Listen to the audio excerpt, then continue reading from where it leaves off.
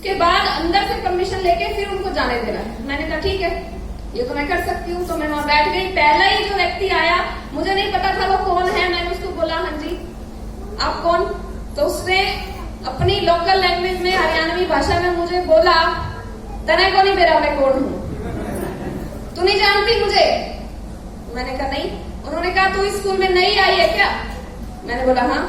उसने बोला कि मैं इस स्कूल का मालिक हूँ। और उसकी जो बात करने का तरीका था वो मुझे बिल्कुल भी अच्छा नहीं लगा। भले ही वो मालिक है, अपने स्कूल का है, हमें खाने के लिए नहीं देता, कम से कम बात करने का तरीका तो अच्छा होना चाहिए था। और मुझे तरीका अच्छा नहीं लगा। और उसी टाइम मैंने छोड़ के मैं अपने घर पे वापस आ गई और मैंने अपने घर पे बोल दिया कि मैं नहीं जाऊंगी कल से। पूरी कहानी मैंने सुनाई। और उससे पहले मेरे पापा कई बार मुझे समझा चुके थे कि जॉब करने का कोई फायदा नहीं है, हम 5-10 हजार की छोटी मोटी नौकरी नहीं करवाना चाहते, क्योंकि भगवान की दया से मुझे इतनी कोई मजबूरी नहीं थी कि मैं जॉब ही करूं। और मेरे पापा ने पहले ही मुझे बोला हुआ था, लेकिन वो कहते हैं ना कि अकल जो आती है वो बादाम खाने से नहीं आती, ठोकर खाने से आती है। मुझे ठोकर लगी तो मुझे अकल आई। उसके बाद मैंने बोल दिया कि ठीक है मैं नहीं जाऊंगी जॉब पे। उसके बाद में आरसीएम बिजनेस जो है हमारे घर में पहले से ही चल रहा था, हम प्रोडक्ट यूज कर रहे थे। मेरे पापा आरसीएम में थोड़ा बहुत काम भी करना शुरू कर दिया था, लेकिन मुझे समझ में नहीं आता था। मेरे जो अपलाइन है वो बार बार हमें आकर बताते थे। दीपक भैया ने भी कई बार मुझे कहा कि आप भी अपने फ्रेंड्स को प्लान दिखाओ, आप भी अपनी सहेलियों को प्लान दिखाओ, लेकिन मेरे अंदर वो अकड़ थी एमएससी बीएड वाली। जैसे सर हमें बता रहे थे डिग्रियां बीच में आ जाती हैं, तो मेरे भी बीच में डिग्री आई हुई थी। और मैंने बोला कि मैंने तो एमएससी बीएड की है, मैं ये साबुन तेल बेचने का काम थोड़ी ना करूंगी, मैं नहीं बताता प्लान किसी को। उसके बाद में हमारे जो अपलाइन है उन्होंने मुझे कुछ 1-2 वीडियो भेजे, 1-2 किताबें बताई पढ़ने के लिए। और उन्होंने बोला कि आप पढ़े लिखे बच्चे हैं, आप यूट्यूब पर सर्च करो, गूगल पे चेक करो what is the future of direct selling and what is direct selling. मैंने सर्च किया और मुझे पता लगा कि अगर हम वही नौकरी करते रहते हैं, नौकरी और बिजनेस दो ही चीजें हम कर सकते हैं, या तो हम नौकरी करते हैं या बिजनेस करते हैं। अगर हम नौकरी करते रहेंगे तो चाहे हम 5 लाख रुपए महीने की नौकरी भी कर लें, किसी ना किसी बॉस का गुलाम हमें बनकर रहना पड़ेगा।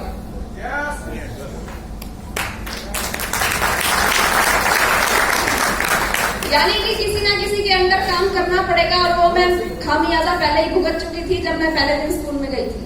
तभी से मैंने सोच लिया था कि मैं नौकरी नहीं करूंगी। बिजनेस करने के लिए छोटी मोटी दुकान बनाना बिजनेस नहीं होता, लाखों करोड़ों रुपया लगता है।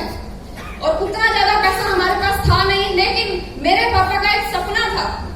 मेरे पापा का ये सपना था, जब वो रिलायंस आया था नया नया सा, पूरे देश में फैला था, तो मेरे पापा ने एक ये सपना देखा था और हमसे शेयर भी किया था कि ऐसा ही कोई बिजनेस मेरा भी होना चाहिए। मेरे पापा ने एक सपना बनाया कि मैं भी पूरे देश में बिजनेस करना चाहता हूँ, लेकिन उतने ज्यादा पैसा ना होने की वजह से मेरे पापा का जो सपना है वो दबकर मरकर रह गया था। और जब मुझे इस बात का पता चला और मैंने डायरेक्ट सेलिंग को देखा, मैंने आरसीएम बिजनेस को देखा और मैंने इसके फ्यूचर को देखा, उसके बाद मैंने अपने पापा को बोला एक दिन कि पापा आपका जो ये सपना है वो मैं पूरा करूंगी।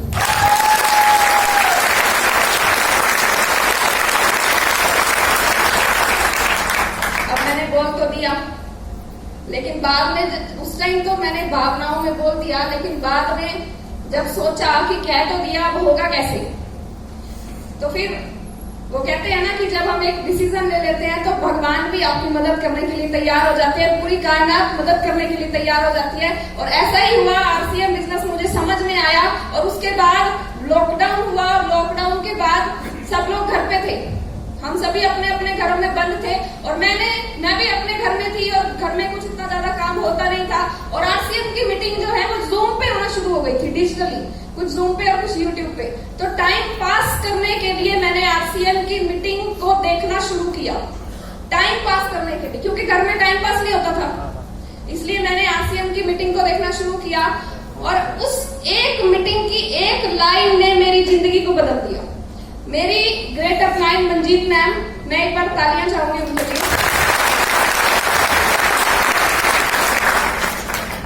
उनकी एक दिन मीटिंग थी और उस मीटिंग में उन्होंने एक मीटिंग में एक लाइन बोली और उस एक लाइन ने मेरी जिंदगी को बदल दिया कि मैं उस जगह से और यहाँ पे आकर खड़ी हो गई।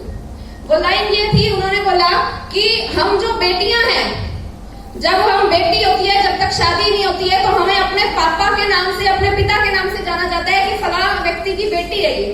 और जब शादी हो जाती है तो पति के नाम से या उस जाना जाता है कि फलाने की बहू या फला परिवार की, फला खानदान की बहू है ये। हमारी अपनी पहचान कहाँ है? और उन्होंने बताया कि ये बिजनेस हम बेटियों को, हम महिलाओं को अपनी पहचान दे सकता है। और उस लाइन के बाद मैंने इस बिजनेस में इतनी जोर लगा के काम किया, इतना जबरदस्त काम किया। आज मुझे इस बिजनेस की वजह से, ये मेरी पावर नहीं है, मुझे कोई नहीं जानता, इस बिजनेस की वजह से आज मुझे पूरा देश देखता है यूट्यूब के जरिए।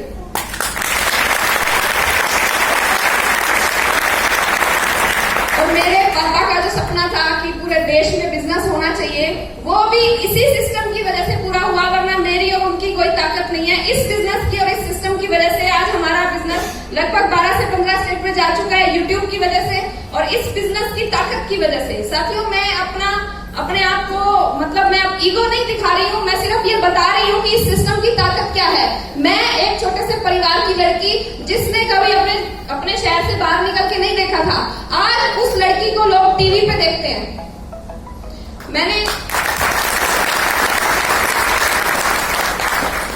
इसी दौरान मैंने एक सीडी सुनी, आदरणीय सतीश पंडित जी की एक सीडी में उन्होंने बताया कि जो लोग टीवी के सामने बैठते हैं वो टीवी के अंदर नहीं आ सकते। आज से लगभग 1.5-2 साल पहले मैंने वो सुना था और उसी दिन से हमने डिसीजन ले लिया था कि अब हम टीवी के सामने नहीं बैठेंगे। और पिछले उस टाइम से लेके अब तक हमारे घर में टीवी नहीं है और हम टीवी नहीं देखते। हमारे घर में सब कुछ है लेकिन हमारे घर में टीवी नहीं है। और उसका नतीजा ये हुआ कि मुझे व्हाट्सएप पे कुछ लोग मैसेज करते हैं, अपने टीवी में वो मेरा वीडियो चला के 10-20 लोगों को दिखाते हैं। तो ये जो पावर है ये मेरी नहीं है, ये इस बिजनेस की और इस सिस्टम की पावर है। और मैं तो ये कहूंगी कि अगर अब हम देखना चाहें कि आज अगर ये बिजनेस हमारी जिंदगी में ना होता तो दूसरे लोगों की तरह भी लॉकडाउन पे मैं क्या कर रही होती, अगर ये बिजनेस ना होता तो मैं भी कहीं 8-10-20 हजार की नौकरी कर रही होती। और ये जो बिजनेस है मेरी जिंदगी में आया, उसके बाद से ये बदलाव हुआ कि जब लॉकडाउन था, जब सभी लोगों की नौकरियां खत्म हो गई थी, लोग हाथ पे हाथ रख के बैठ गए थे, तभी मैंने इस बिजनेस को शुरू किया। और इसी लॉकडाउन के अंदर मैं उस 50 रुपए की इनकम से 35 हजार की इनकम पे पहुंच चुकी। ये जो बिजनेस है ये मल्टीप्लाई होता है। एक 50 रुपए से शुरुआत की है, 35 हजार की इनकम आई है। अब ये रुकने वाला नहीं है कारवां, अब ये बहुत आगे जाएगा। तो मैसेज मेरा सिर्फ यही है कि लोग हमें बहुत कुछ कहेंगे कि ये क्या काम है, ये सामान बेचने का काम है, ये मेंबर जोड़ने का काम है, अब तुम ऐसे ही करते रहोगे, तुम ऐसे ही रहोगे। जैसे अभी सर ने बताया कि लोग बेइज्जती भी बहुत करेंगे, लेकिन जब आप सफल हो जाओगे तो लोग आपके साथ अपने आप आना शुरू हो जाएंगे। मैसेज तो मैं नहीं दे पाऊंगी, मैसेज तो सर का ही था। मैं सिर्फ रिपीट करती हूँ कि अगर किसी को जवाब देना है तो लड़ाई ना करें, उससे अपनी सफलता का तमाचा उसको मारे, इससे बढ़िया जवाब कुछ भी नहीं हो सकता।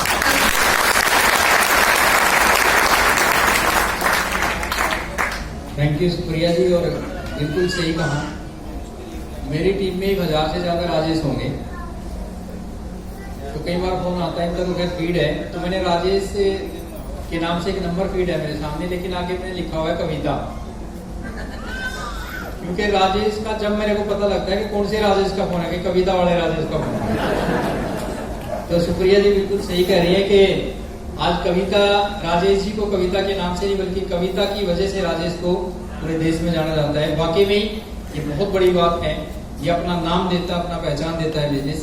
और पता नहीं क्या क्या, मैंने भी बिजनेस को पैसे के लिए किया था, लेकिन उसके बाद क्या क्या मिला, तो एक दिन में तो वो मास्टर बनाया नहीं जा सकता। सब लोगों को धीरे धीरे करके सीखेंगे। तो बेवकूफ सा बच्चा पढ़ता था एक स्कूल में और वो हमेशा गलत ही जवाब देता था।